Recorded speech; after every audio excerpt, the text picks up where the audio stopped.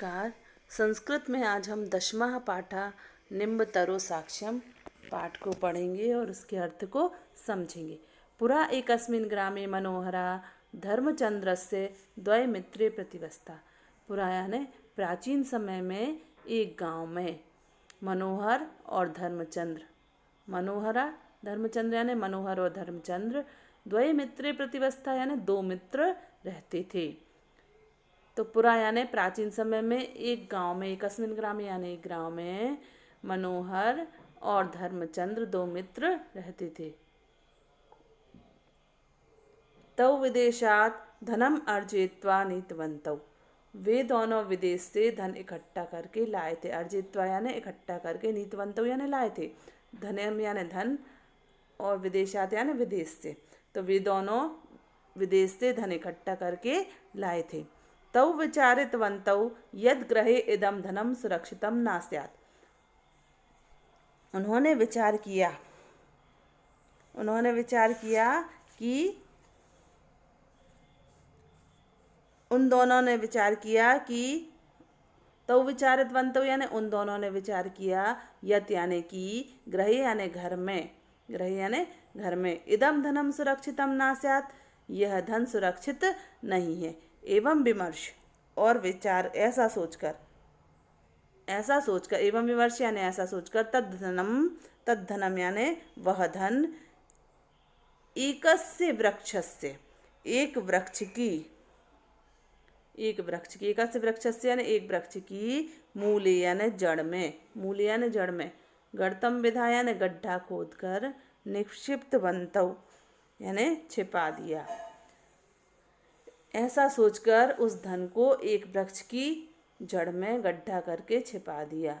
द्वयोर मध्ये परस्परम मतैक्यम अभवत्, यानी दोनों के मध्य में या परस्पर में एक मत हुआ, दोनों के मध्य में आपस में एक मत हुआ। यत यानी कि, यस्मै आवश्यकता, जिसे आवश्यकता होगी, यस्मै यत यानी कि, यस्मै यानी जिसे, आवश्यकता भविष्यति यानी आवश्यकता होगी, स अपरेण सह आगत्य निष्कासयति, सा यानी वह दूसरे के साथ आकर, सा यानी वह, अपरेण यानी दूसरे के, सह यानी साथ, आगत्य यानी आकर, निष्कासयति यानी निकाल लेगा। हिंदी देख लीजिए इसकी। प्राचीन काल में एक गांव में मनोहर और धर्मचंद्र दो मित्र रहते थे। वे दोनों विदेश से धन इकट्ठा करके लाए। उन दोनों ने विचार किया कि ये घर में यह धन सुरक्षित नहीं है। ऐसा सोचकर वह धन एक वृक्ष की जड़ में गड्ढा खोदकर छिपा दिया। दोनों के मध्य में आपस में एक मत हुआ कि जिसे आवश्यकता होगी वह दूसरे के साथ आकर निकाल लेगा। आगे देखिए। मनोहरा सरला सत्यानिष्ठा च आसीत्, मनोहर सरल और सत्यनिष्ठ था, किंतु धर्मचंद्रा अतीव चतुरा छदम बुद्धिश्च आसीत्, किंतु धर्मचंद्र बहुत चतुर और बेईमान था। छदम बुद्धिश्च यानी बेईमान था। मनोहर सरल और सत्यनिष्ठ था, किंतु धर्मचंद्र चतुर और बेईमान था। बुद्धिमान नहीं, बेईमान था। धर्मचंद्रा अन्येद्युनिभृतं गत्वा सर्वधनम आहरतवान, धर्मचंद्र दूसरे ही दिन एकांत में जाकर सारा धन ले आया। निभृत्वम यानी एकांत में, गत्वा यानी जाकर, सर्वधनम आहरतवान यानी सारा धन ले आया। धर्मचंद्र दूसरे ही दिन एकांत में जाकर सारा धन ले आया, यानी एकांत यानी अकेले जाकर ही सारा धन ले आया।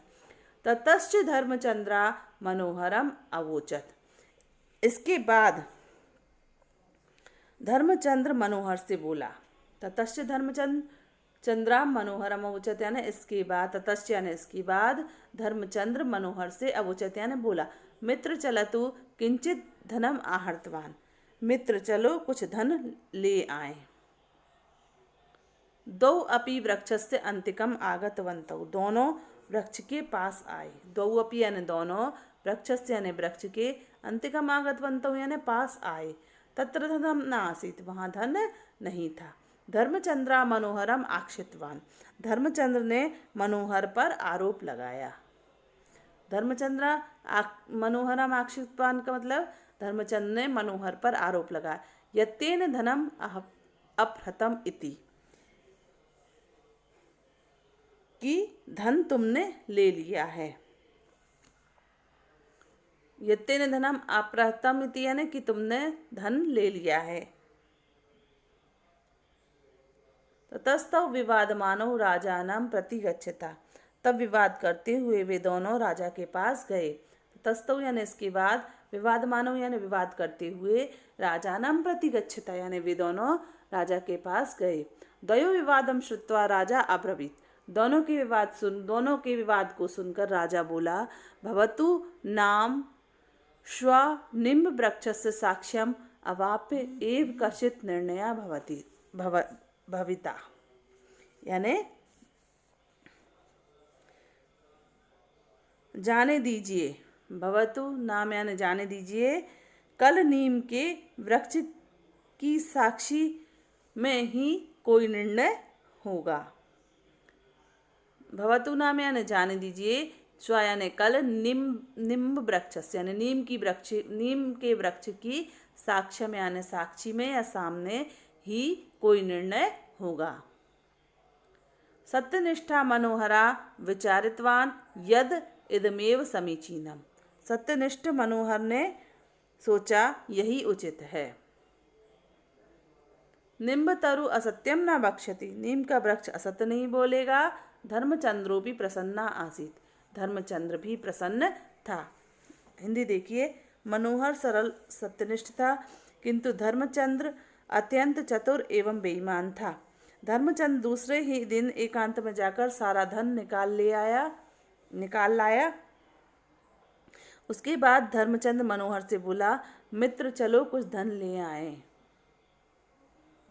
दोनों वृक्ष के पास आए, वहां धन नहीं था। धर्मचंद्र ने मनोहर पर आरोप लगाया कि तुमने धन लिया है।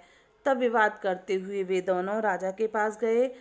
दोनों का विवाद सुनकर राजा ने कहा, जाने दीजिए, कल नीम की वृक्ष के सामने ही कोई निर्णय होगा। सत्यनिष्ठ मनोहर ने सोचा कि यही उचित है, नीम का वृक्ष असत्य नहीं बोलेगा।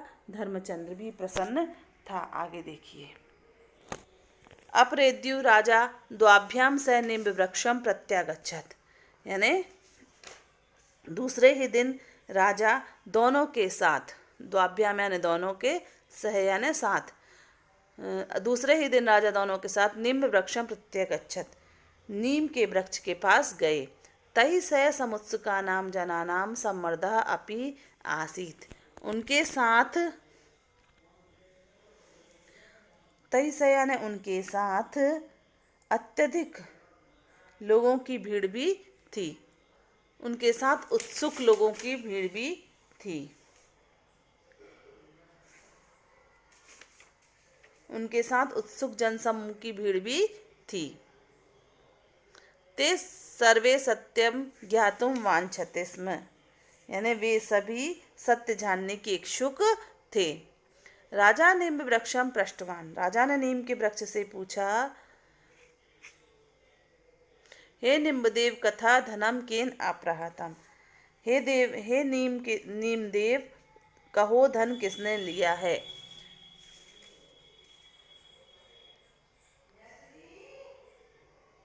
मनोहरेण इति निम्ब मूलात् स्वरा प्रकटिता, नीम की जड़ से स्वर निकला, यानी निम्ब मूलात् स्वरा प्रकटिता, यानी नीम की जड़ से स्वर निकला मनोहर।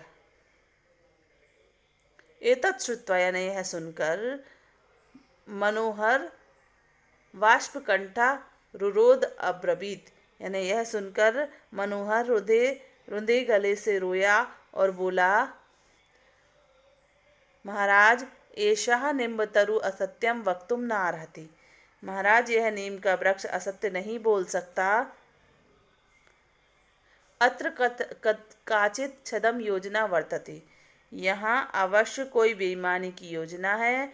अहम सद्या एव प्रमाणितम करोमि, मैं शीघ्र ही प्रमाणित करता हूँ। हिंदी देख लीजिए इसकी।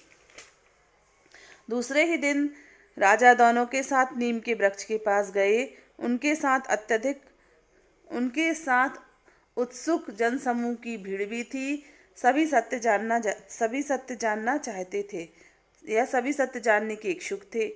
राजा ने नीम के वृक्ष से पूछा, हे नीमदेव, कहो धन किसने लिया है? नीम की जड़ से स्वर निकला मनोहर। यह सुनकर मनोहर रुंधे गले से रोया और बोला, महाराज, यह नीम का वृक्ष असत्य नहीं बोल सकता। यहाँ अवश्य कोई बेईमानी की योजना है। मैं शीघ्र ही प्रमाणित करता हूँ। आगे देखिए। मनोहरा शुष्कंधेन संहृत्य। मनोहर ने शुष्कंधेन यानी सूखी लकड़ियाँ इकट्ठा करके, संहृत्य ने इकट्ठा करके, वृक्ष मूले निधानाय यानी वृक्ष की जड़ में रखकर, निधानाय यानी रखकर, अग्निम प्राज्वलितवान अग्नि जला दी। मनोहर ने सूखी लकड़ियाँ इकट्ठा करके वृक्ष की जड़ में रखकर अग्नि जला दी। तत्कालमेव मूल वृक्षात् रक्षतु इति सरसंयुगः श्रुतः। उसी समय ही वृक्ष की जड़ से रक्षा करो यह आवाज संयोग से सुनी गई। उसी समय रक्षा करो यह आवाज सुनी गई वृक्ष की जड़ से। तत्काला में यानी उसी समय, वृक्ष मूला यानी वृक्ष की जड़ से, रक्षतु यानी रक्षा करो ऐसी आवाज संयोग से श्रोता यानी सुनी गई। राजा सैनिकान आदिष्टवान। राजा ने सैनिकों को आदेश दिया, तत्रयोपि भवेत् तम बहि आनयतु। वहाँ जो भी कोई हो उसे बाहर लाओ। तत्रयोपि यानी वहाँ पर, जो भी कोई हो, भवेत यानी हो, तम बहि आनयतु उसे बाहर लाओ। सैनिका वृक्ष कोटरे स्थित जन्म बहि आनीतवंता। सैनिकों ने वृक्ष के खोखले में स्थित व्यक्ति को बाहर लिया। सैनिक वृक्ष के कोटरे में स्थित व्यक्ति को बहि आनीतवंता यानी बाहर ले आए। तम दृष्ट्वा सर्वे विस्मृता आसन। उसे देखकर सभी आश्चर्यचकित हो गए, आश्चर्यचकित थे। उसे देखकर सभी आश्चर्यचकित थे। यतो ही क्योंकि सा धर्मचंद्र से वृद्धा पिता आसीत। वह धर्मचंद्र के बूढ़े पिता थे या वृद्ध पिता थे। राजा सर्वम अपि ज्ञातवान। राजा ने सब कुछ जान लिया। सा पितरम पुत्रंच कारागारे निक्षिप्तवान। उन्होंने पिता और पुत्र को जेल में डाल दिया और अपीचा और उस धन को पुरस्कार के रूप में मनोहर को देकर पुरस्कृत किया। हिंदी देख लीजिए इसकी। मनोहर ने सूखी लकड़ियां इकट्ठा करके वृक्ष की जड़ में रखकर अग्नि जला दी। उसी समय वृक्ष की जड़ से रक्षा करो इस आवाज का संयोग सुनी गई। संयोग से यह आवाज सुनी गई। उसी समय वृक्ष की जड़ से रक्षा करो यह आवाज संयोग से सुनी गई। राजा ने सैनिकों को आदेश दिया, वहां जो भी कोई है उसे बाहर ले आओ। सैनिक कोटर में